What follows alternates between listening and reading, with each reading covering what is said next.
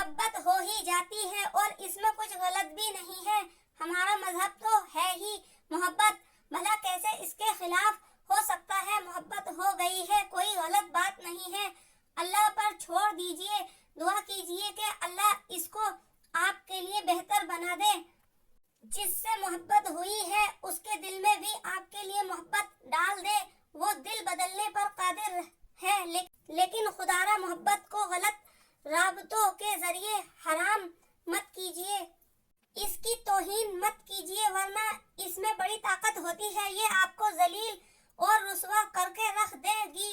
محبت کا حق ہے کہ آپ اسے حلال رکھیں اور حلال بنا کر دکھائیں. اللہ محبت کرنے والوں کے لیے پھر نکاح کے آسان بنا دیتا ہے.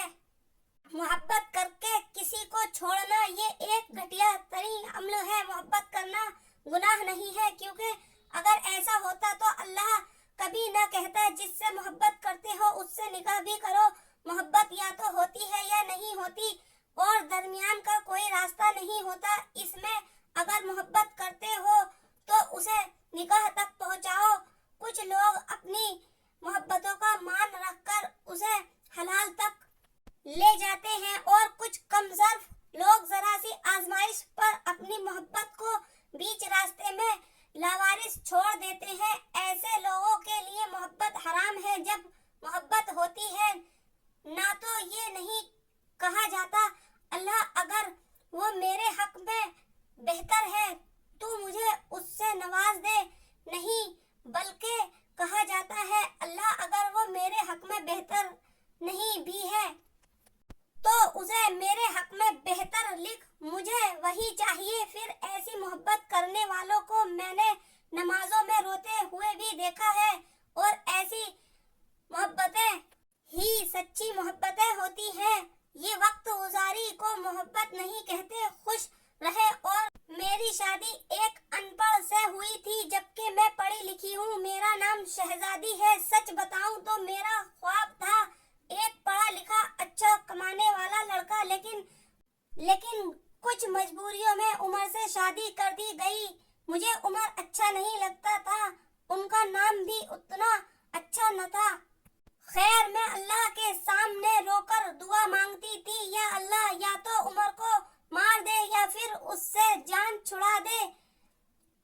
میری کسی طرح وہ جاہل سے بولنے کا بھی نہیں پتا. میں ہر بات پہ عمر کو بے عزت کر دیتی، تنقید کرتی، عمر پہ غصہ کرتی. عمر مجھے پیار سے سمجھاتا، کبھی چپ ہو جاتا، کبھی غصہ ہو کر گھر سے باہر چلا جاتا.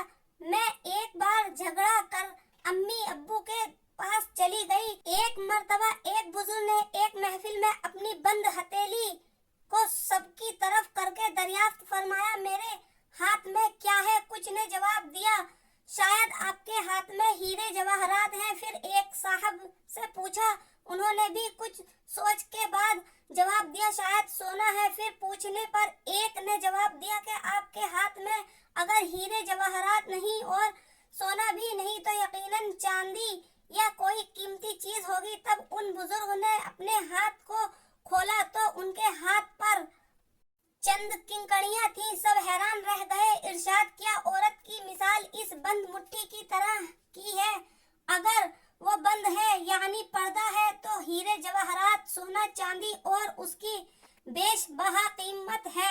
لیکن اگر وہ اس طرح کھل جائے، بے پردہ ہو جائے تو وہ بے وقعت پتھر کنکڑیوں کی مانند ہے جس کی کوئی عزت اور قیمت نہیں ہوتی. ویڈیو اچھی لگے لائک کریں، شیئر کریں، چینل کو سبسکرائب کریں. ہمیں یہ ہدایت ملتی ہے کہ ہمیں دیکھ بھال کر ہی اپنی زندگی کا فیصلہ کرنا چاہیے اور دیکھ بھال کر ہی کسی سے محبت کرنی چاہیے.